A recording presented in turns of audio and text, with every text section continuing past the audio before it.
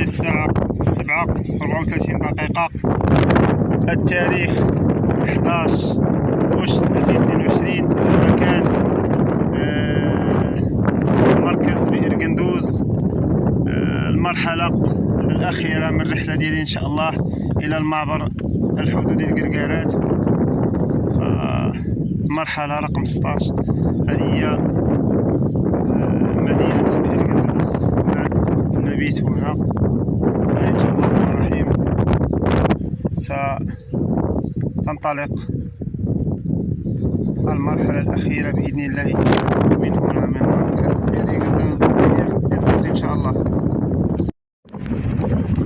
فكما تلاحظوا معايا فأنا ابتعدت بعض الشيء على مدينة بئر قندوز.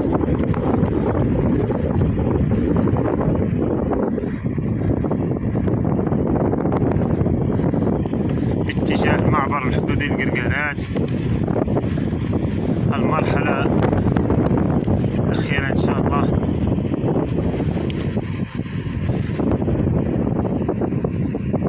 الأجواء الصباحية كتكون مزيانة نسبيا، حساب ما كيكونش بعدا داك الزحف الرمال، رغم الريح راه كيكون حتى لواحد شوية كل 10 ولا 11 كينقص، ولكن في العشية تاني إلا حصلتي باقي كتبيضر فعول على أنك غتسخسخ مع الرمال ومع الرياح. خص بحال هكا كيفاش جوج ولا 3 كيتغير ثاني الجو.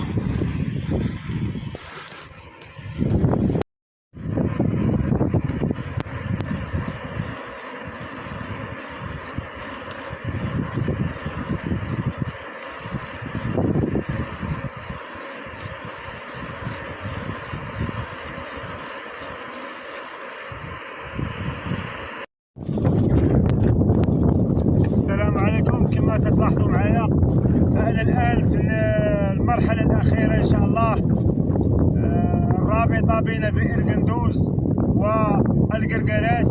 كما تلاحظوا البلاكة لم يتبقى على القرقارات إلا 74 كيلومتر. هذه المرحلة الأخيرة بتاريخ 11 غشت 2022.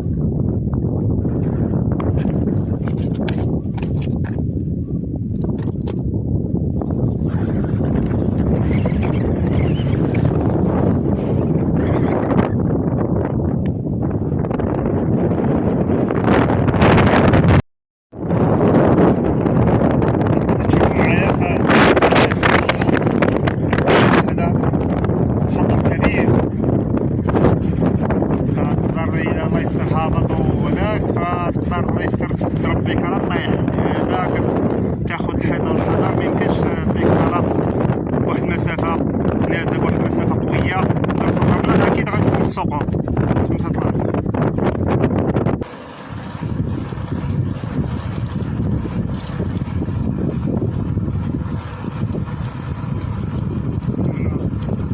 شوف البلاكة 54 كيلومتر المتبقية إن شاء الله إلى القرقارات.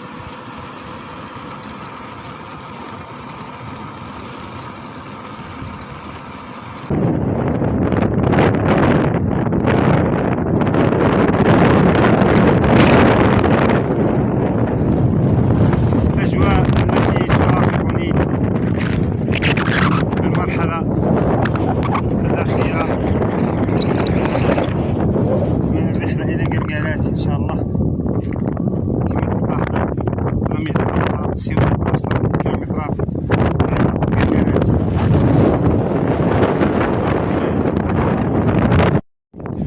كما تتشوفوا تاني فطريق الرابطة بين قندوز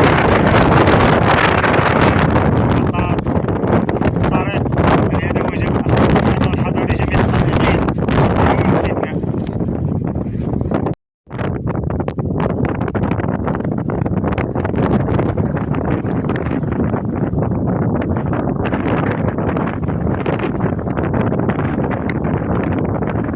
كما تلاحظوا معايا فأنا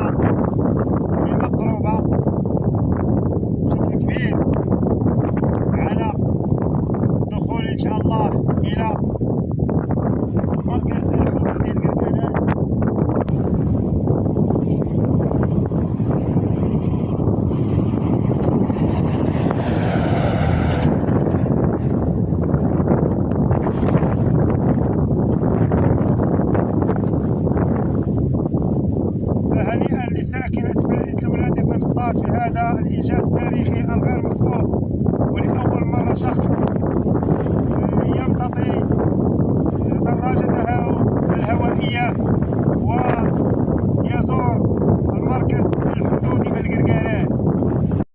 المرحلة الأخيرة تقترب من نهايتها.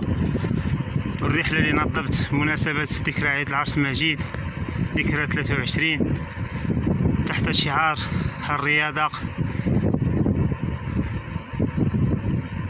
في خدمة القضايا الوطنية والوحدة الترابية. وها أنا أحقق ولله الحمد وبتوفيق من الله، وكذلك بالتشجيعات وبالدعم المادي والمعنوي من طرف الإخوة جميعا، فشكرا لهم على دعمهم المتواصل.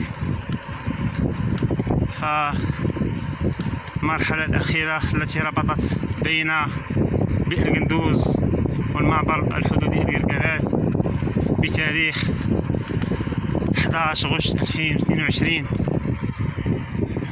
على الساعة 11:17 دقائق.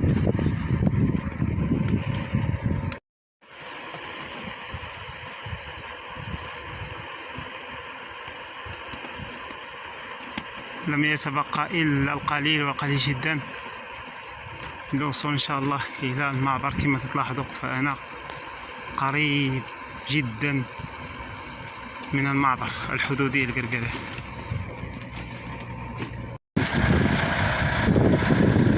كما تلاحظوا معايا فالحمد لله